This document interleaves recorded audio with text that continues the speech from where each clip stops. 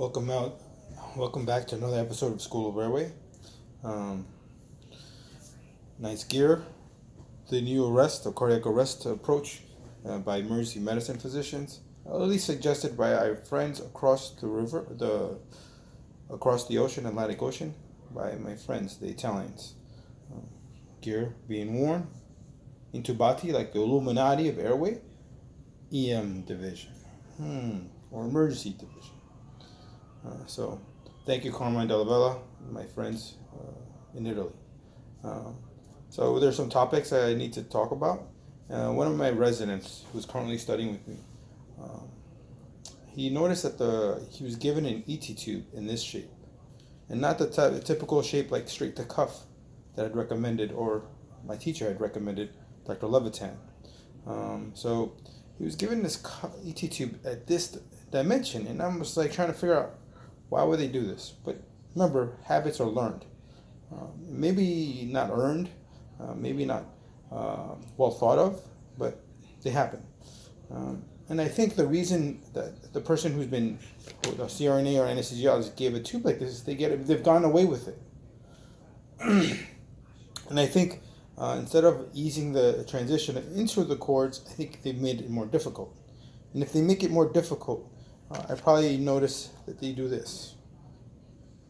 So they go to intubate, and then they get stuck.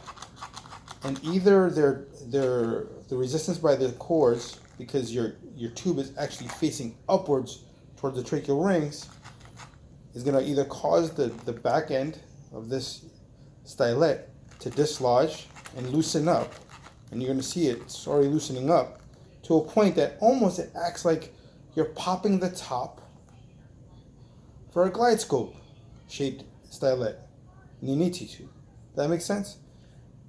And if they don't notice that, if it gets hung up, someone may do the favor of pulling the ET tube slightly, and you'll be able to advance the tube. So I think by accident, people are saving themselves when they have a badly shaped stylet in an ET tube. That makes sense? So I think that's an accident that has been allowed to, or a mistake that's been allowed to succeed because we enable it, at least in the ED and the OR. So please try to make it easier for yourself. Ease it in. Straight to cuff. Your cords are shaped this way, not this way, despite what those pictures in Netter show, or Grey's Anatomy textbooks.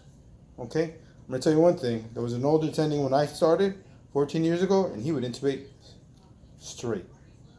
He would not know how to handle this ET tube if it was shaped at 90 degrees. Make sense? This is something I picked up with my mentor, my mentee for Airway this month had asked, and something I had to bring up. Thank you for your time. Please come back for another episode of School of Airway. Bye-bye.